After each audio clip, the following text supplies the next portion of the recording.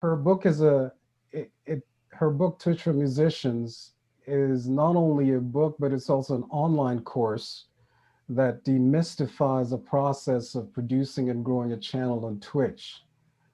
Karen advises labels and artists on their live stream strategy and produces live stream events. She's also a strategy and business development consultant, as I said earlier, to tech startups in the music and entertainment industry, and has held executive positions at the Recording Industry Association of America, the RIAA, which is a trade organization that promotes and supports the creative and financial vitality of major music companies, as well as Mobile Ecosystem Forum and Tag Strategic.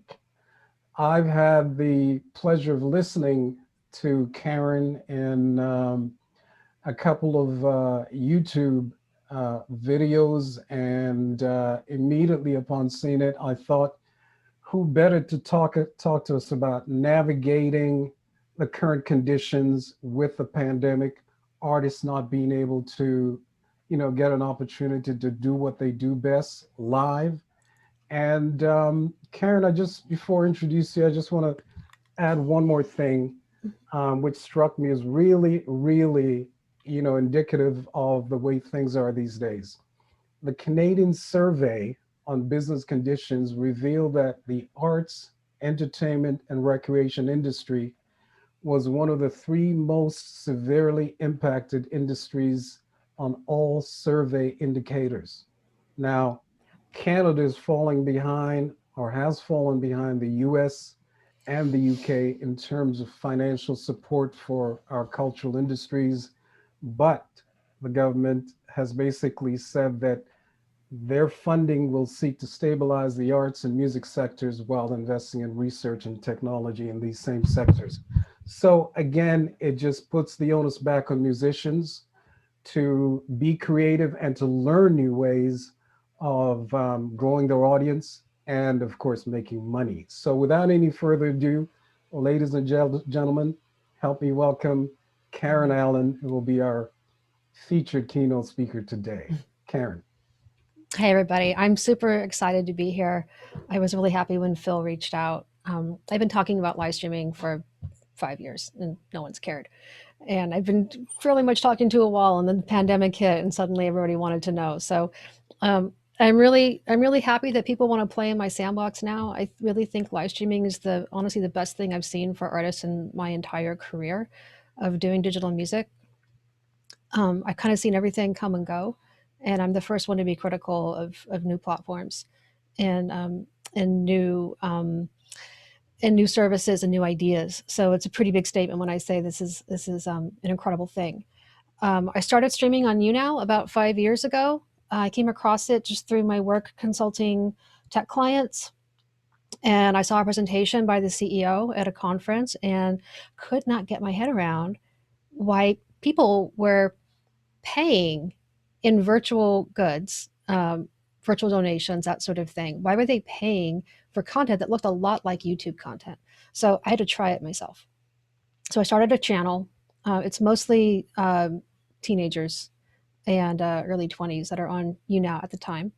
And I am not that, and it's a video platform. So I started a channel called Ask an Adult. And the deal was you could ask me anything you wanted. And it was just sort of a conversation starter. And I was really struck by what live streaming was really all about and how people sort of warmed up to me over time, even though I really didn't have much planned. I was just kind of kicking back, talking to people, and that's what a lot of people were doing on YouNow. It taught me a lot about what live streaming really is and what it isn't. And then I started looking at other live stream platforms.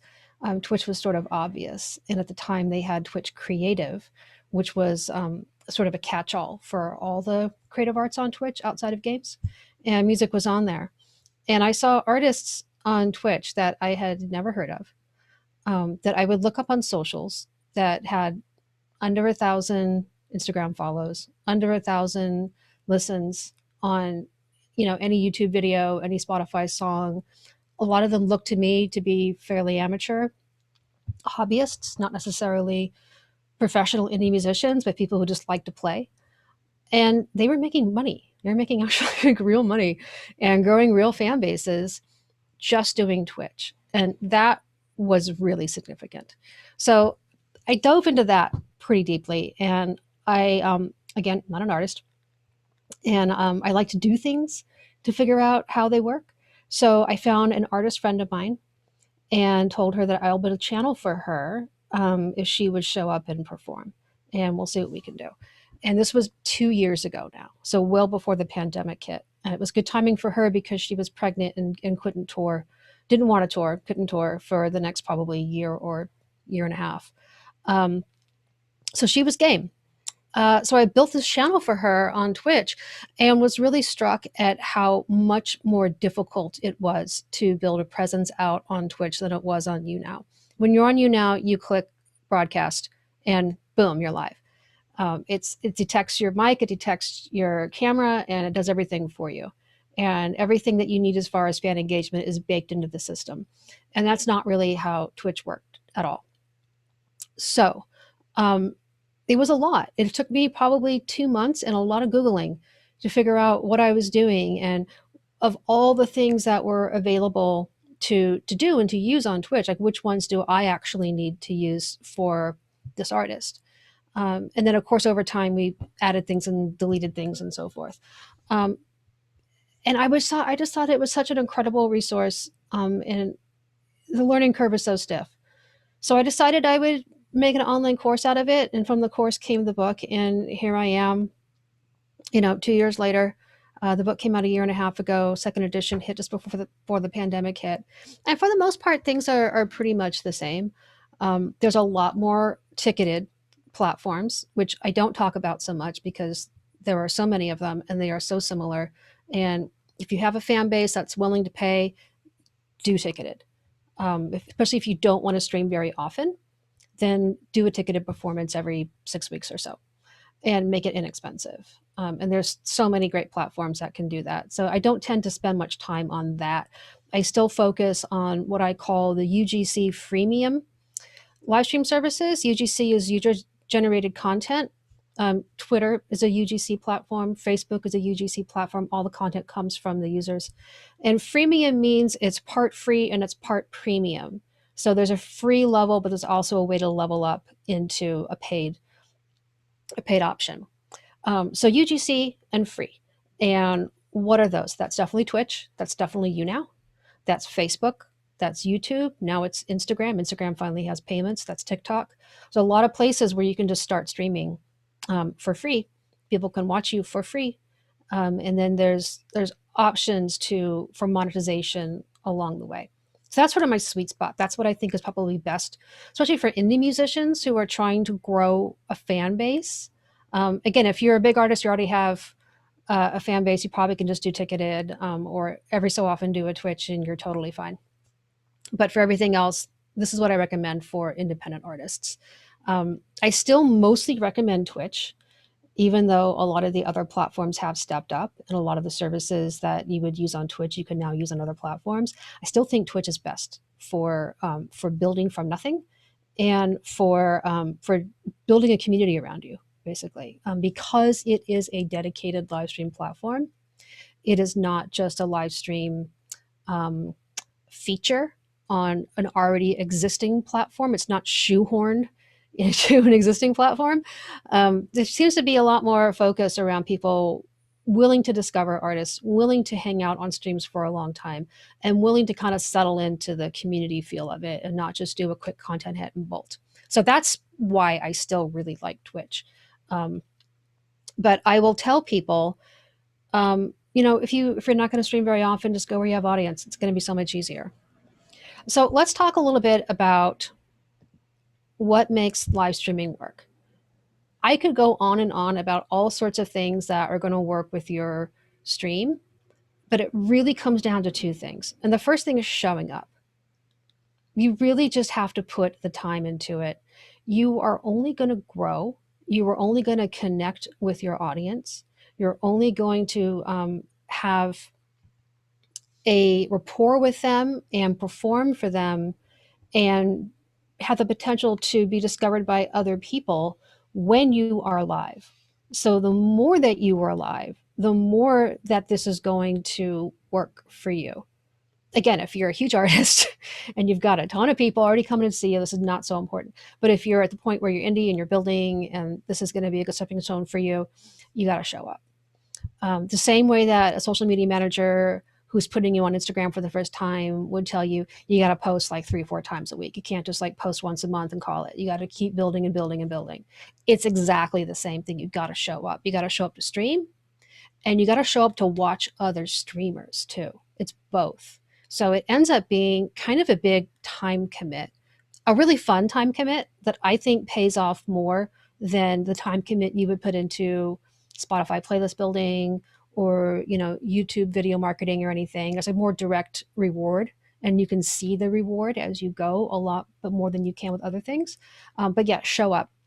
You got to show up. The second thing you got to do is you got to build community. You got to build community around yourself when you are live, and all the times in between when you're showing up and you're not live. You got to build community on your channel. You got to build community with other streamers. You have to be a part of the general Twitch community, because if you are trying to grow there, you can't really be an island unto yourself. It's not really how the community works. And that's actually a good thing, because how many times do you walk into any sort of artist situation where all the artists are kind of down to help each other and they're really friendly? Like, it's doesn't really happen that much. It's usually very a competitive environment, and there seems to be a lot of cooperation and competition on Twitch. So just be conscious that you've got to show up regularly, and when you're there, you are there to build community. You're there to build community around yourself and between you and other people. Those are the two most important things. So when I say show up, what do I mean? We'll put some numbers around this. So showing up when you are in a building phase, I'm going to say that's 3 to 5 days per week, and that's 2 to 4 hours per session. The 2 to 4 hours per session is a little more important than the 3 to 5 days per week, honestly. It doesn't really make any sense to do a 30-minute stream or 1 hour stream, because it takes time for people to discover that you're live. And then once they're there, they kind of want to settle in with you. This is not like a concert. It's not like playing a set at a coffee shop. If you think of it more like you're going to go on the corner and busk for a few hours. That is more what it is like. You're there to talk to the people and play some music and hang out and have some fun, and then discover some other artists. You really kind of settle into the whole thing. It's not really like content creation, the way you've got to get your content out there. This is more about, hey, come hang out with me. Come be part of my world. Let's play some music and talk. That's what it is. And that's why I say you really can't establish that kind of rapport with people in only 30 minutes to an hour. And you kind of need to be long enough that other people can discover you too. I recommend people set a schedule for a couple of reasons. It helps people have an expectation of when you are going to be live. They'll think, oh, Karen's up Mondays at 5. So, they'll just know that. It's on your schedule, and they've found your channel and they like you. So they'll go, oh, Karen's on at 5. So it kind of becomes a thing that they know. Also, it forces you to stream. So instead of every day you thinking, do I want to stream or not today? You think to yourself, it's Monday, it's 5, I'm going to stream. And you mentally prepare for it. And then you actually set up for it and you actually do it. It's really easy to blow off streaming. And what did I say was important? Showing up. Showing up and being consistent is really, really important. So if you set a schedule for yourself, then you'll follow through on it. And in the beginning, just have a really low expectation of what the stream is going to be. Just go and have fun, meet a few people. You're going to be spending the first 10 to 20 streams, honestly, just kind of getting your feet under you. So go easy on yourself. And most people who are watching new streamers, they're very helpful, and they're very nice, and they'll give you all kinds of suggestions if you ask them. It's a really welcoming and awesome community. Consider time zones when you stream. Twitch is an international platform. So Um, with my client, Marina V Music, we stream twice on weeknight Pacific time and once Sunday midday Pacific time, mostly because she has a whole European audience. And we have to stream during the day to hit that European audience. Most people are going to want to watch Twitch in the evenings because it's convenient for them, or on the weekends. Most people work 8 to 5, 9 to 6, daytime work days. They got drive time, they got family or whatever. Like their relaxing time is generally evenings and weekends. So you want to schedule your stream so you're hitting people on those kind of high times. Um, Again, there's a huge European audience. So if you feel like you would be appealing to a European audience, then definitely do at least one stream a week that would be friendly to that. And then get to know all the other European streamers too. Let's talk about building community. I would argue that Twitch is not a gaming platform. Twitch is 90% people playing games, people watching games. That's like the deal. That's what it was built on. But I will argue that it is not a gaming platform. It is a community platform where gamers come together around their love of games. It's a community first, and the gaming is just the topic. So, why do I say that? I say that because with every single stream, we break the fourth wall. We have an actual conversation with the viewers, and the viewers are able to participate in the stream. Some actually play the game with the gamers, but more than often they will buy virtual goods, and the virtual goods will show up on the screen when they do that. They can contribute just by chatting. They can contribute by subscribing and using a little emoji that when you offer subscriptions, you're able to make your own emoji. It's kind of fun. You can make it very much branded to you and to your channel. People get to use the emoji, which is super fun. And Twitch, by the way, does not have universal emoji. Twitch has a very specific set of emoji that they created around the games and around Twitch culture. So if you're not a gamer or you're not aware of the culture, none of that means anything to you. So being able to create your own emoji, which by the way, Twitch calls emotes, um, really helps because now you can do like the lighter, hey, I love what you're doing. Now you can do applause. Now you can do, laughing. Now you can do dancing. Now you can do emotes for all of your catchphrases or things people like to say. Yo, that was sick. Like, whatever. You have to build that yourself. So people will contribute in that way. People will ask a question or make a comment on the stream, and the creator will then respond to that. The fourth wall is broken. This is not like posting a gaming video to YouTube or a music video or lyric video to YouTube, where you do that and then later you look at the comments and there's this whole time shifting thing that makes you feel like there's a distance. You really do feel like you're in the room, with the streamer, and you feel like they're with you. It's this weird phenomenon that happens.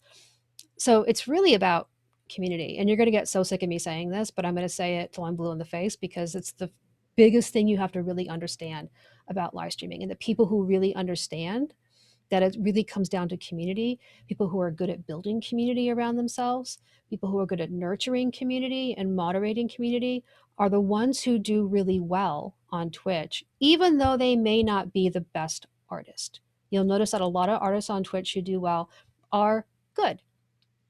I wouldn't say they're amazing. Some are really, really good and some are really amazing. But a lot of people who are doing perfectly well on Twitch are good.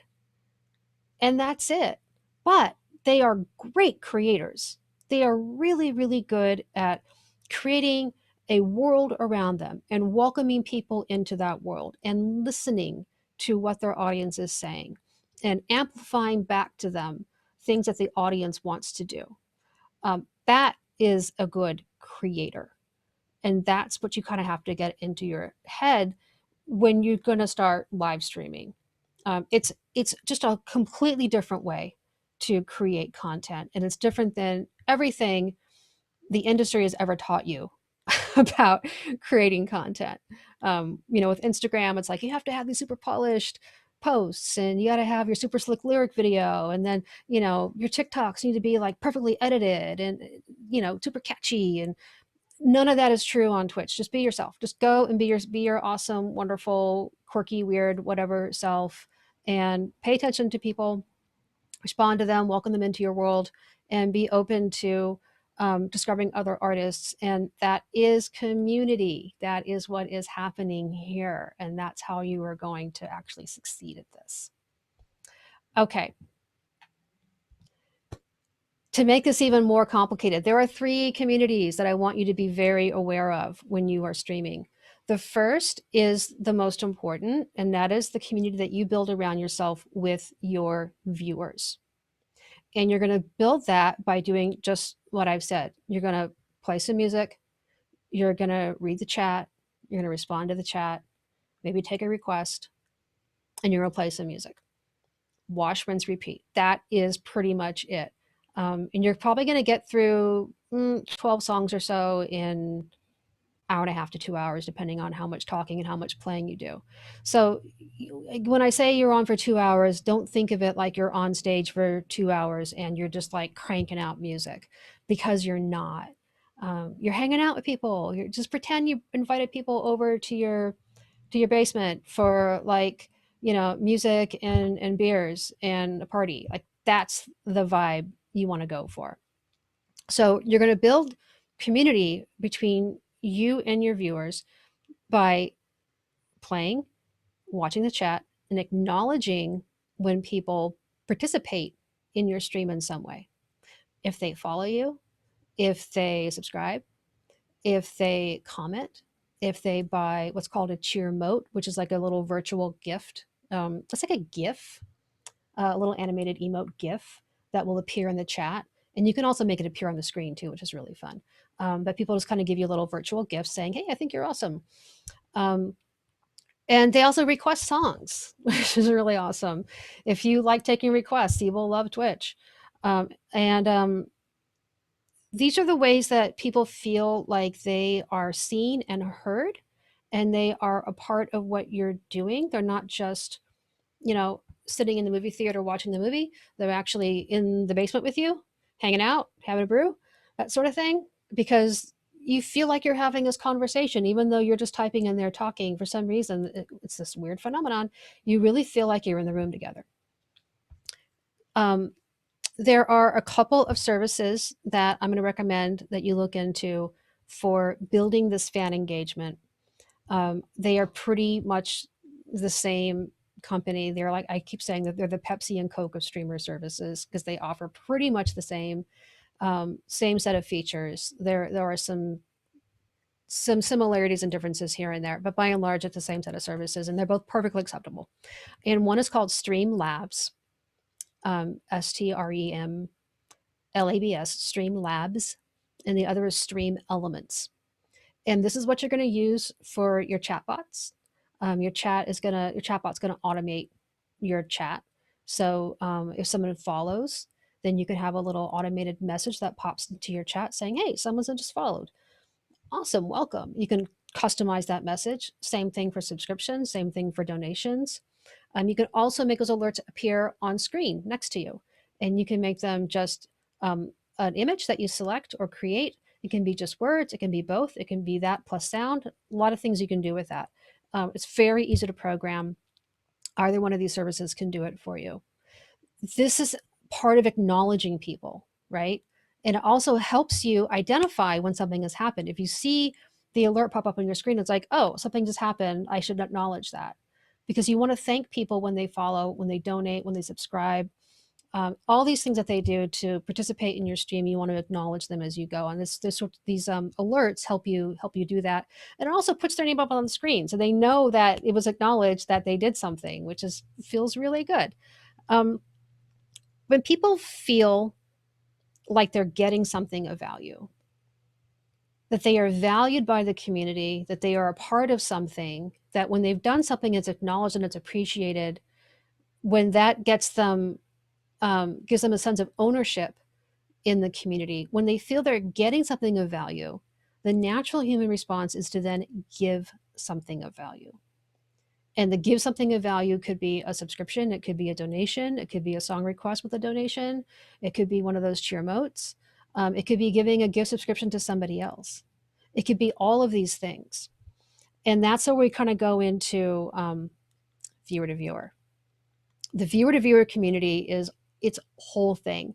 A lot of these viewers watch more than one stream, and they have more than one favorite streamer.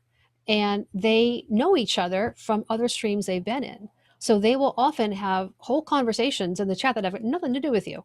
They're just catching up with each other and like giving each other a hard time and having fun and, doing all the stuff that you do when you see a friend at a club. That's exactly what it's like. It's like seeing a friend at a club. Let that happen. You don't need to insert yourself into that. If they feel comfortable doing that in your channel, in your club, awesome, great. That means they're having a good time here. They feel comfortable, and they're connecting with other people. Um, your fans, after time, will gift other people subscriptions to your channel.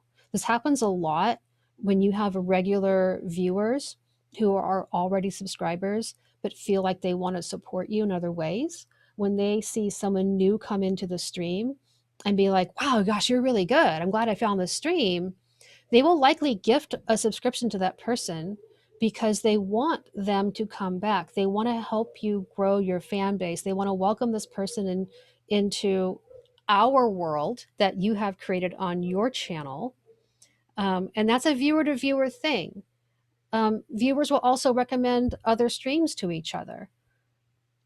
Happens all the time. Viewers will recommend, who should we raid? Raids are fun. I'll explain raids really quickly. Raids are when you end your stream, before you click stop streaming, you can actually send all of your viewers into another channel all at once. It's a raid. So you can get raided and you can also raid other people. And um, it's a way for creators to support other creators. And it's also a way to get 100 or so people into your channel all at once, which is awesome. Which brings me to streamer community. The third community dynamic you want to develop is between you and other streamers.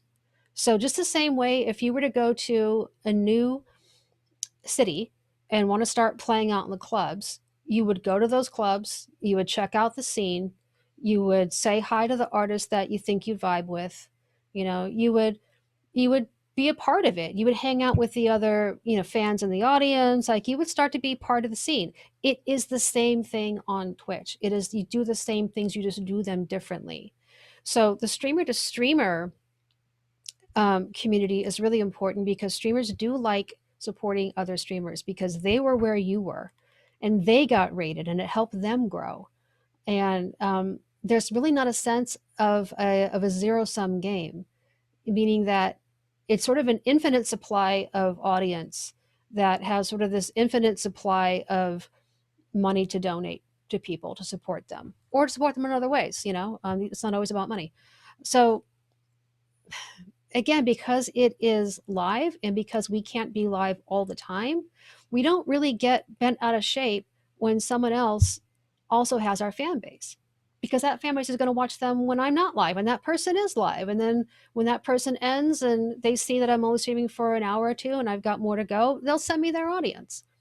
So it's really important that you find other streamers that you generally feel like you would share a fan base with. A raid is most effective when at least half of the people from that raid stay for at least an hour. That's a good raid. If you get raided with 200 people and they all bolt because that's not their thing, that's a waste. It's a wasted raid from that creator. It's a wasted opportunity that this person just threw away because it wasn't a good fit, right? And it's a waste for you because you've been building this relationship with this artist, and then they finally raid you, and then it didn't actually mean anything in the long run because you don't share a fan base. Notice I didn't say find artists who do what you do. It doesn't matter if you're a female singer pianist, you don't need to go find all the other female singer pianists, right? You need to find other people who are close enough to your genre. and you think their vibe and their channel is similar to your vibe in your channel, that is who you want to go find, and go develop relationships with them. The thing I tell artists before they ever even get on Twitch: go watch Twitch artists. Don't start dry, right? Start from a base of reference, a good solid base of reference. So so you have an idea of what the culture is like on Twitch, what people are doing. Pay attention to how they're building community around them, how they're monetizing that community around them, and pay attention to whether or not you dig them, because you're going to be spending a lot of time in these artists' streams getting to know them, getting to know their audience in a genuine way, not in an icky, I'm here to get something out of this kind of way, but in a, dude, I really think you're good. And I love your stream and your people are so cool. This is super awesome. If you can think that, that's where you want to be. Because if you don't think that and you're there anyway, that's going to come through and it's going to feel really like icky and like they're being used and you're just there to self promote. And I know I said that people are happy to help other streamers, but nobody wants a pushy self promoter ever in any any situation. So don't be that person. Be the person who was really there to like lift others up. When you give, you get. Keep that in mind. When you give, you get. Be a giver and you will be a getter. So you want to go into their streams. You want to follow them on socials. You want to be active in their chats. And you also want to join what's called a Discord. If you guys don't know what a Discord is, it's a whole other platform that a lot of gamers use. And it is a platform full of message board servers. Anybody can start a message board server for free. It's kind of like your own little Slack channel, if you know what Slack is. You start your own little server and then you can create your message boards, and they're going to be things like music updates and streaming highlights and request suggestions and general conversation and who else do we like around here, those sorts of things, and people will start commenting in those topics. You can think of it kind of like your own little personal Reddit in a way too. It's very similar. So because there really is no way to communicate with your audience on Twitch unless you're live, streamers have gone to Discord to have these offline conversations with their audience, and Discord has become a really big thing. So you're going to want to join their Discord. You're going to, because that's where their fans are. You want to get to know their fans. You want to be visible with their fans. So get to know them on there. Also, look for the Discords that are just for the Twitch creators. There's two of them. If you just do like a Twitch music search or something, or just ask another streamer, like, what's the invite for the Twitch streamer Discord? There are a couple of Discord accounts that are just nothing but Twitch music streamers. And then Twitch has one called Twitch Music, which is sort of like a way for our streamers to come together, but also to ask Twitch a bunch of questions. So join that one too. And that's sort of where you're going to find like the green room, so to speak, of all the other artists on Twitch and how you're going to meet them. And if you get stuck with anything, throw up a question or do a search in the Discord. I bet you the answer is already there. People are really willing to help new streamers or even existing streamers, because we've all been there. We've all tried to create what we wanted to create and hit all the problems, and we've Googled it to death and we don't know what to do. And, all that's already there. So it's an extraordinary resource for you.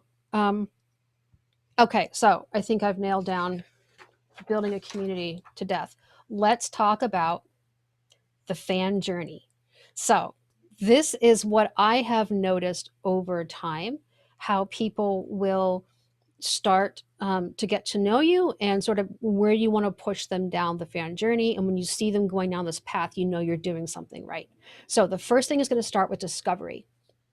They are going to discover you generally through a raid, or Twitch has a whole listing on music. If you go to the music tab on twitch.tv, it'll spit out everybody who's live right now. And the more streams you watch, the more that they'll be able to recommend streams to you. So people who are watching other streams that are similar to your channel, Twitch will start recommending. We've definitely gotten a lot of people coming to Marina's channel just because they found her on the recommendation list and they thought she looked cool. So discovery, they They found you through a raid, they found you through recommendations, they were just looking through the thing.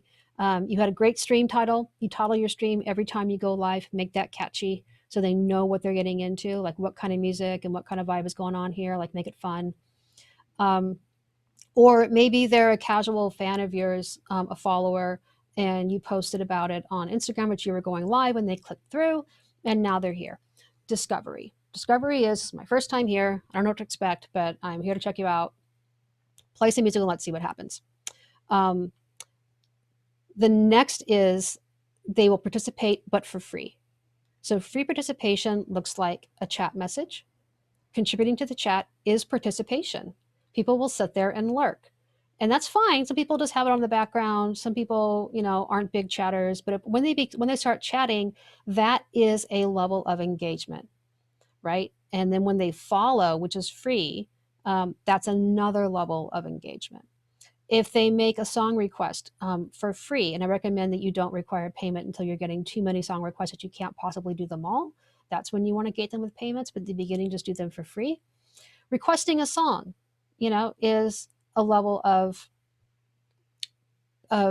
free participation. But that says basically, I'm not just a lurker anymore. I'm actually, we call it lean forward versus lean back. We're becoming engaged, and that's great. I'm taking a first step towards being part of your community. The next step is paid participation. So that is, I'm going to subscribe. Subscriptions are $5, $10, or $25 a month. Obviously, the most popular is $5, but I'm gonna subscribe. I'm gonna subscribe because I want to use your emotes and I want to support you, and I'm down. And I want the little badge next to my name that says I subscribe. I want to be marked as part of what you are doing. Awesome. It's also, I'm going to buy a cheer emote.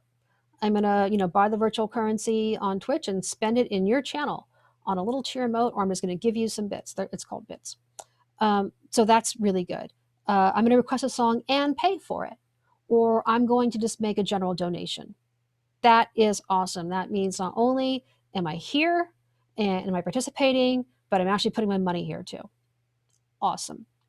The next step is when they start to see that as not just I'm spending money to have fun, because this is the beautiful thing about monetization on Twitch, is that it's actually fun for the user. It's fun for them to use the emotes. It's fun for them to request a song and see it be played. You put some money behind it, it's definitely going to get played. That's fun for me. I'm spending money on me, right? The next is when that becomes a switch in their head where I'm spending money on you. I'm supporting you. I am donating more money. I am requesting more songs. I'm putting down more cheers. Um, I am gifting subs to other people. This is part of the evangelism, right? I think you're so awesome that I want other people to love you too. So I'm going to buy somebody else's subscription. Amazing. When I go to other streams, I'm going to talk about you. When the streamer says, who should we raid? I'm going to say your name. Support and evangelism. So just kind of in the back of your head, keep an eye on, are people moving down this fan journey? And if they're not, ask yourself why. What could I be doing to build a better community, to bring them more into the fold, to make them feel more a part of what I'm doing? Remember how I said people feel they're getting something of value? They want to give something of value. This is the giving something of value. I'm not sure which way. This is the giving something of value right here. The paid. There we go. This is so weird. The paid. That's the value. We want to get them to the value. And then we want to get them to more value and actually becoming an evangelizer for you.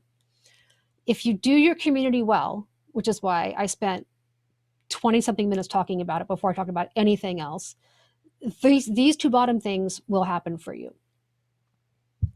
Okay, let's talk a little bit about the different platforms. Most of what I talked about so far, honestly, is applicable to live streaming in general. Some of it is Twitch specific, but not all of it. Streamlabs and Stream Elements will also work on Facebook and YouTube. So a lot of the fan engagement tools that you can use on Twitch with Streamlabs and Stream Elements, you can also use on Facebook and YouTube. Those are the only three platforms they really work on right now. And not all of the features on Twitch will work on Facebook and YouTube, but more and more are being released as we go. And the important ones are certainly there. The chat bots are there, and the on-screen alerts are definitely there. So let's talk about monetization. There's a lot of check marks here, which is really nice.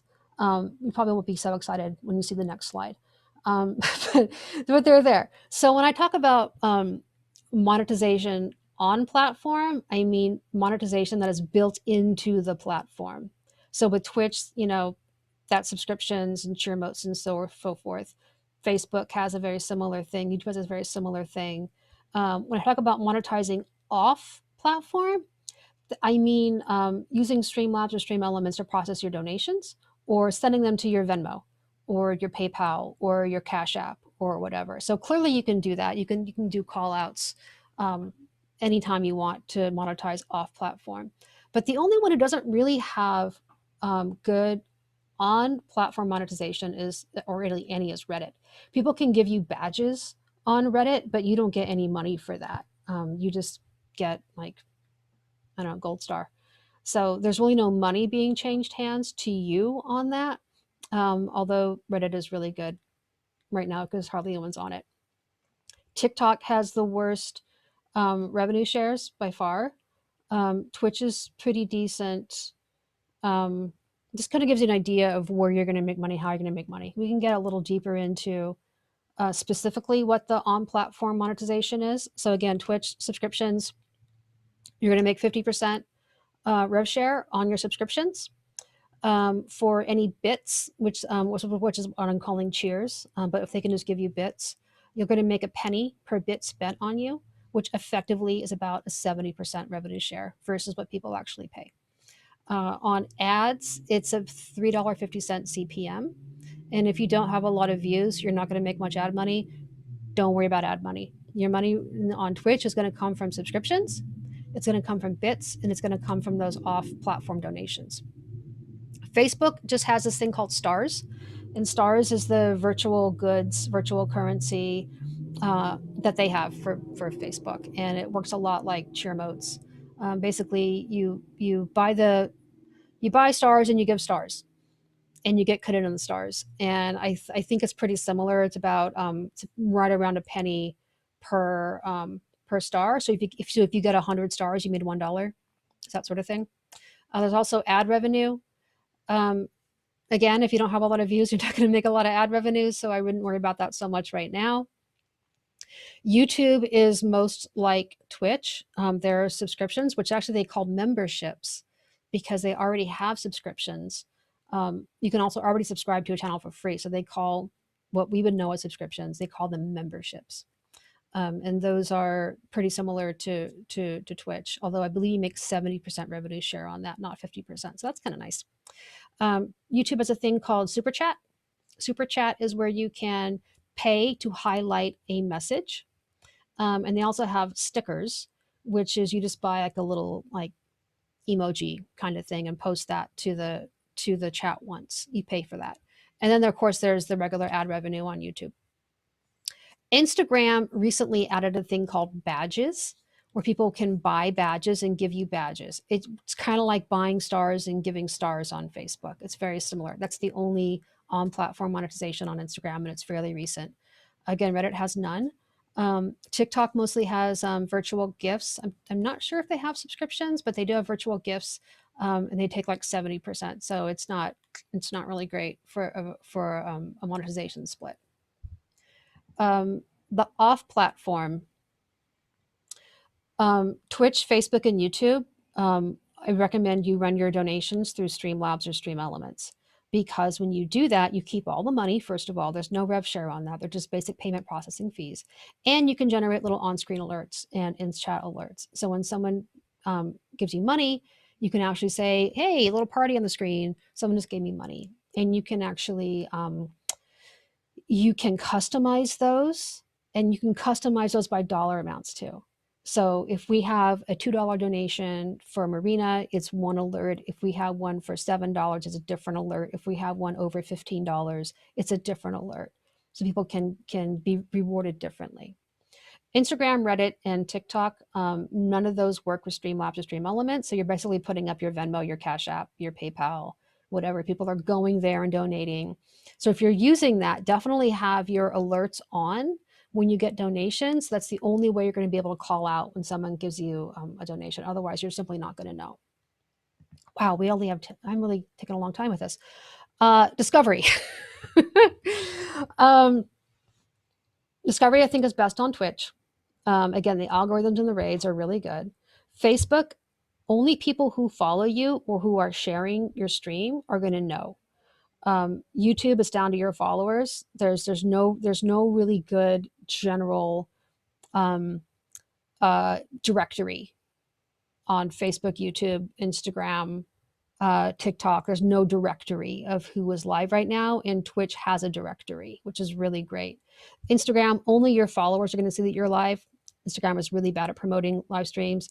Reddit, you're going to be in the Reddit sessions subreddit, and there are not many people who are streaming right now. So it's a really good time to stream on Reddit, even though the on-platform money is non-existent. People are making plenty of money by putting up their PayPal, their Venmo, their Cash App, whatever, and it's really easy to get discovered.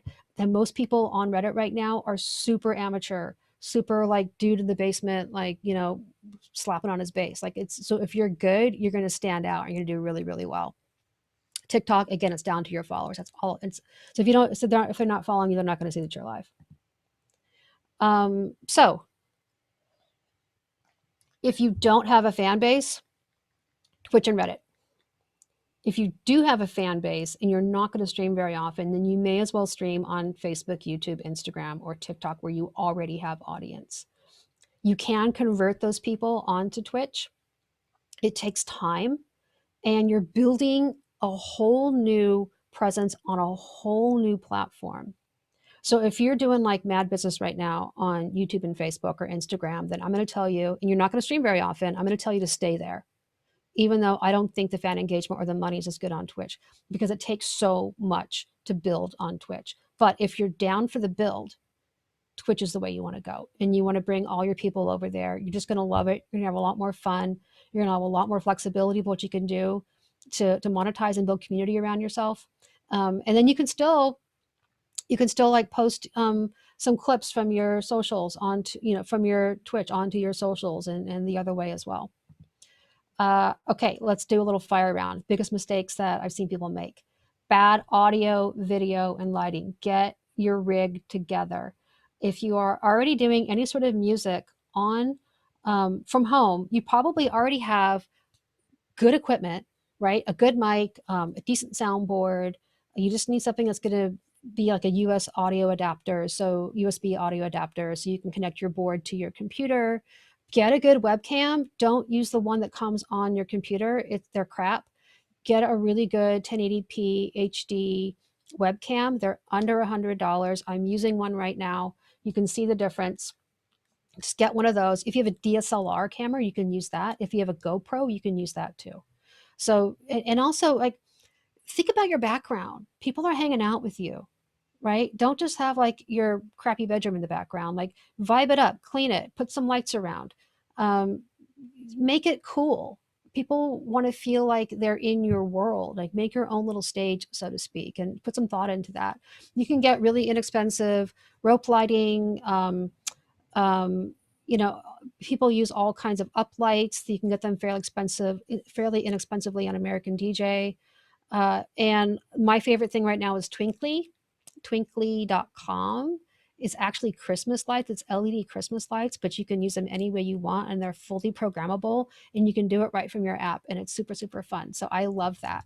Um, okay, perfection. Do not think you need to be perfect. Nobody is perfect on Twitch, and Twitch is not about being perfect. Live streaming is not about being perfect. Live streaming is about being yourself and sort of opening your heart to people and welcoming them into your world. That's what it is. If you're doing that, then you are already perfect. So don't wait until you got everything totally lined up, because what ends up happening is that you don't actually go live. So, awkward networking. is a problem too, which is why I say go find artists you genuinely dig and you genuinely want to hang out with, because then your networking will never be awkward. It will always be authentic. If you have awkward networking, people will see right through that. So go find people you are generally fans of, go be a fan of theirs and support them. They will support you back. On Twitch, when people don't take requests, it's a big missed opportunity.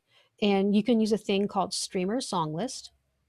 Streamersonglist.com is what pretty much every Twitch artist uses to manage the songs that they will do for requests and to manage the queue, the list of requests that come in, and also make a little overlay on the here, a little overlay on the screen itself, keeping track of like what's next and what's coming up. Streamersonglist.com. Everybody uses that. It only works on Twitch, which is why I'm saying this. I don't know if requests are so important on Instagram and Facebook and so forth, but they are part of the Twitch culture. Do not think you don't fit in. Do not go to Twitch and say, I don't see anybody like me. There's always a first for something. And I personally don't see, but maybe you do rap. I don't see a lot of rap on Twitch. It doesn't mean that there isn't room for rap to grow on Twitch. There definitely are some rappers on there. There's a bunch of DJs for sure. There's loads of singer songwriters. There's all kinds of genres.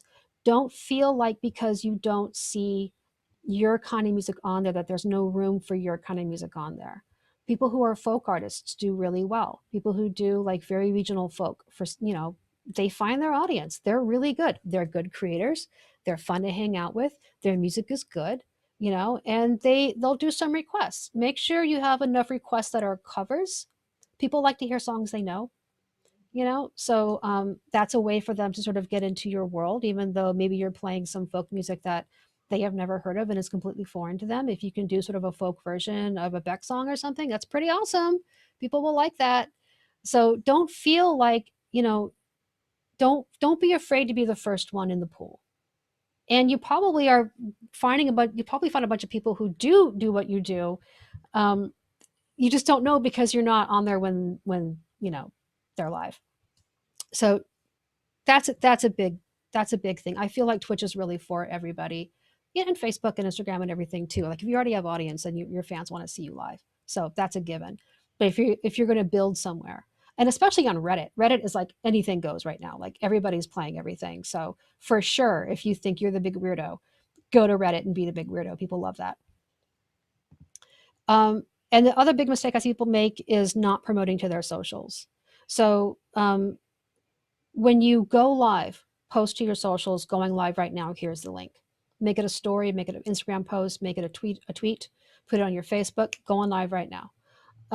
When you get done with your stream, you can use Twitch's video editing tools. They have really good video editing tools. You can make clips from highlights, from your stream. You can download those directly to your computer and then natively post to your Facebook, your Twitter, your TikTok, or whatever, or you can just share the link, much like you would share a link to a YouTube. Both, there's different theories on both. Obviously, native posts do better with the algorithm, but if you post the link, people will be driven to your Twitch channel and they'll discover you on Twitch, and you want them to follow you and see the whole Twitch thing. So all of that. So it's mix it up, do whatever feels right to you, but not promoting to your socials is a big mistake. Don't live in such like don't treat Twitch like an island. Twitch is a part of everything else that you do. And the one thing that I forgot to put on here is not filling out your about page on your channel. Twitch gives you a really good place on your channel page. It's called About, where you can put all your socials. You can put links to your Bandcamp, links to your Spotify, a little bio about yourself, anything basically. And they make it really easy. It's very much a template how you upload everything. So fill that out, because when people like you, they want to know more about you, and they want to follow you and they want to, listen to you on Spotify. So make that easy for them to do. That's pretty much my time. Gosh, I really thought I'd have time for questions, but I talked way too much. Phil, what do you think? I haven't seen any questions come in. You're on mute, Phil. Um, I I suggested that we'd be taking some questions after your presentation. So if anyone has any questions and wanted to put in the chat, Yeah. we can handle it that way and take whatever little time we have left with Karen. She's been amazing with this. And Karen, we really, really appreciate you taking the time to do this. I'll also, while you guys are putting a few questions in the chat, I'll also say that Karen's book is available at Amazon and it got a 4.8 out of 5 stars. So the reaction has been really, really great to the It's a pretty book. good book. The book, And by the it's, way, is mostly a tech tutorial. Remember how I told you it's really a bear to set everything up and know what to do? Like I show you where to click. I show you what it's supposed to look like. Like I explain to you how to put the whole channel together. That is like the meat of the book. And then the beginning is like this is what streaming is all about, kind of what I covered in this talk. And then the very last chapter is this is your strategy. This is how you're going to grow. This is how you're oh, going to network with people. So it's a pretty heavy, like it's almost a 400-page book. It's crazy, but it's like half pictures. So don't be put off by that. well, I Yeah, got a couple of questions. The yeah. first one is what would you say is the biggest disadvantage of using Twitch as a music platform? Massive time suck. Massive time suck. That's the biggest disadvantage. It's the only disadvantage I can think of, is that it takes so much time to build. And if you put the time in, I tell you, it will pay off. I saw someone join right when the pandemic hit, brand new to Twitch. Probably had okay socials, but was not like a big artist by any stretch. She streamed 5 days a week, probably 3 to 4 hours per day, and she hit partner within a few months. And she's consistently getting um, now she's getting consistently right around 300 concurrent viewers, which is amazing, which means she's getting thousands of unique views every time she goes live. Hmm, And that's really good. I mean, probably when you first start, you're going to be under 20 concurrent viewers. And as you grow, you'll hit 50. And once you hit 100, that's a big milestone. And then once you like really get into it and people are really coming, you'll generally be between 100 and 200, and that's actually really good. She's around 3, and she put the time in. She put the time in. She built community around herself, and it has paid off for her. And I don't know how much money she makes, but I'm going to guess she probably cleared 100 to 150 last year. That would be my guess. wow. 1,000. That would be Wow. my guess, at All least. right. We Yeah. have another question, Mm-hmm. and it reads, "Can you please go over quickly Steam Labs and Steam Elements Yeah, again?" I'm going to put this in here. Streamlabs.com, streamelements.com. Those are the two services, and I explain how to use them in the book. I won't go into it here because it's a whole thing. But basically, you're going to connect your channel to these services. You're going to program your alerts, your chat bots, everything on the websites of these services. And then you're going to connect your channel to them either directly to your channel or through OBS. I recommend you guys use OBS for your live stream production software. Okay. It's Um, obsproject.com. It's free, and it's very much a standard for everybody who live streams. Um, I teach you how to use it in the book.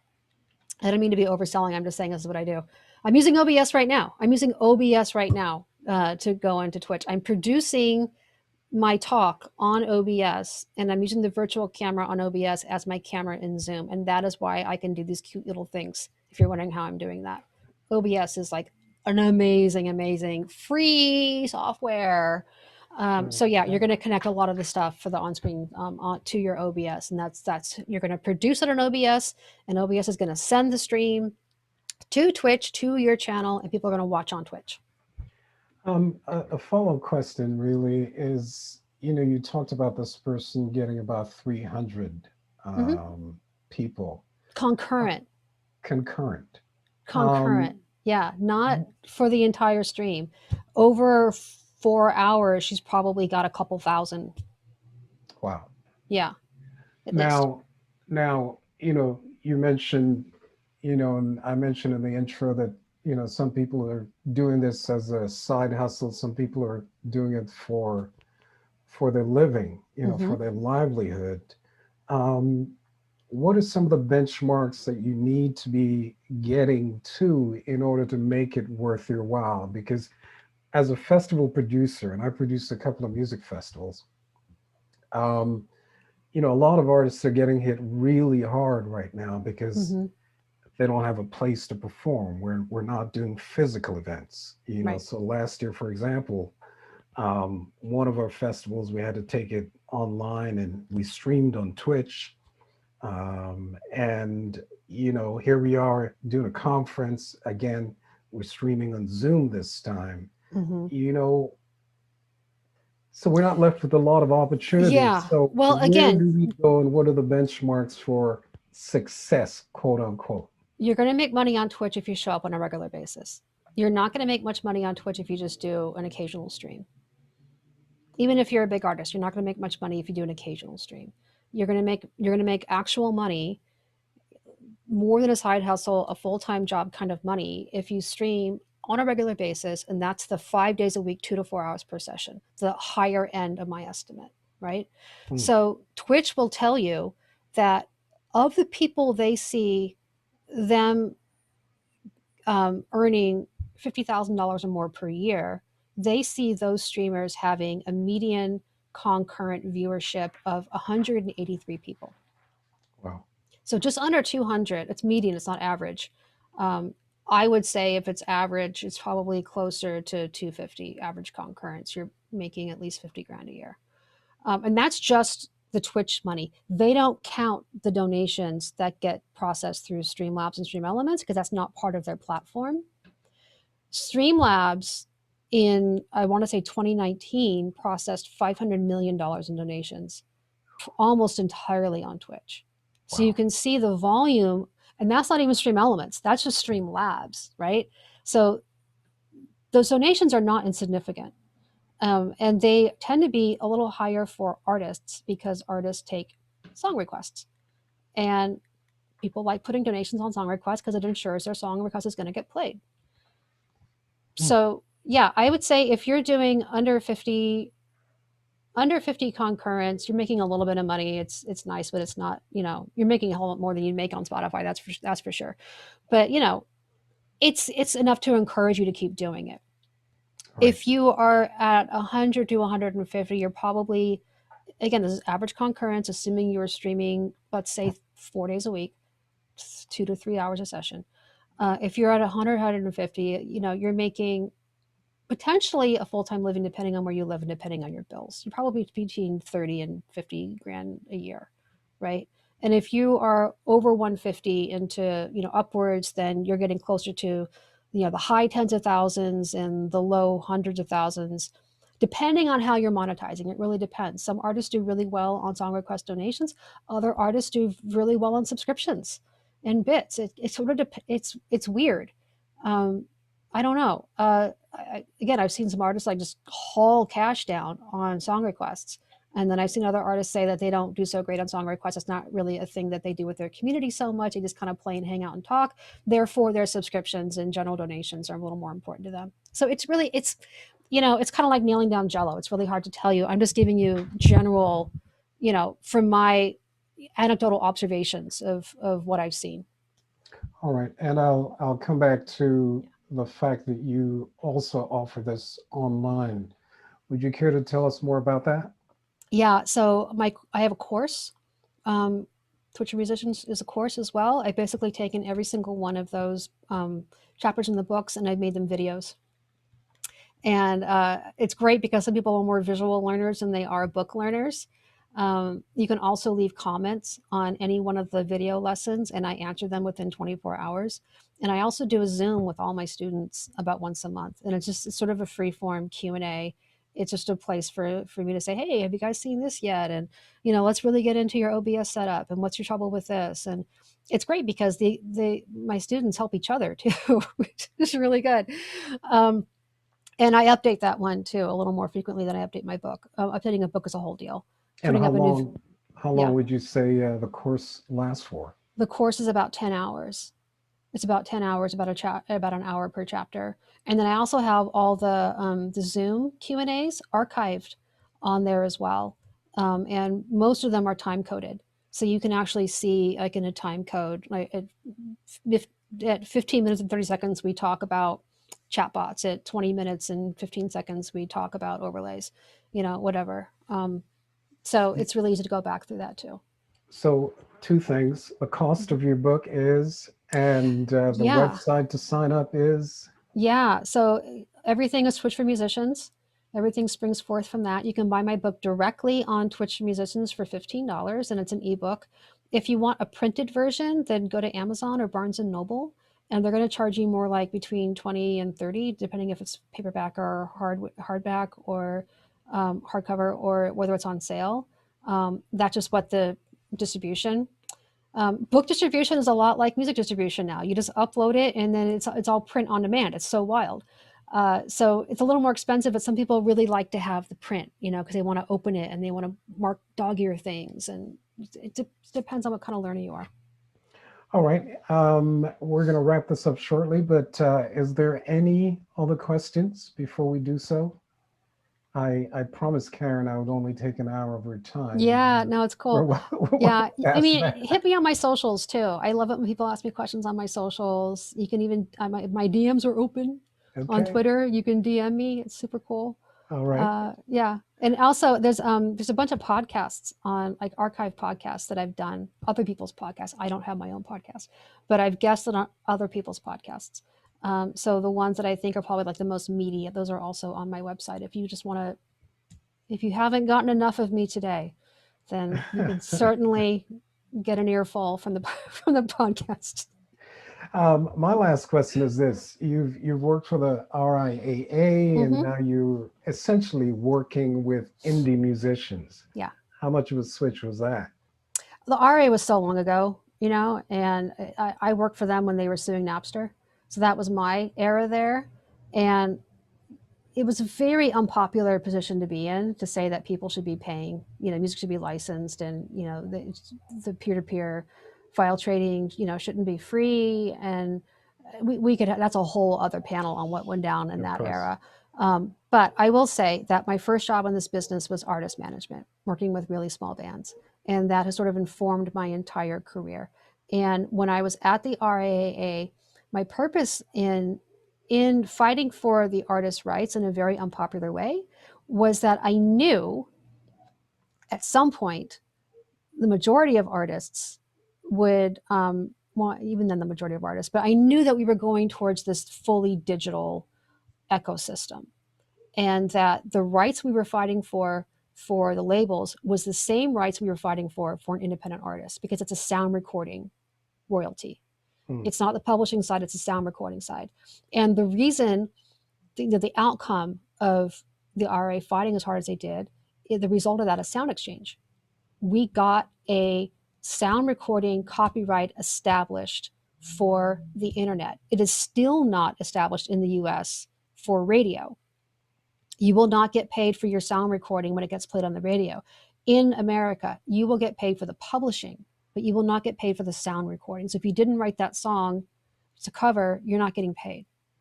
Hmm. But on the internet, you do. And it's because the RAA went to the mattresses over that. And, Sound Exchange was established for non interactive radio like services, and it's a compulsory statutory rate, basically. And that was established in Sound Exchange. It's kind of like they're the PRO. It's a digital PRO. It's the SOCAN, so to speak, of sound recordings for digital uses in non interactive uses. Um, but because that was established, Spotify had to do a deal with the record labels, not just the publishers, but the record labels. So I knew that, yeah, our budgets are to fight for Sony and Universal, and at the time BMG and all the other ones, but we were fighting for a copyright, and everybody owns a copyright. Every creator owns a copyright. So now seeing all these artists, be like, I don't even know why I need a label for anything. I can do distribution through CD Baby. I can, submit my stuff to Spotify. Like, I submit somewhere and I'm everywhere. Like, what? everything we fought for, I knew would benefit the independent artists. So that's the kind of the through line for me. Hmm.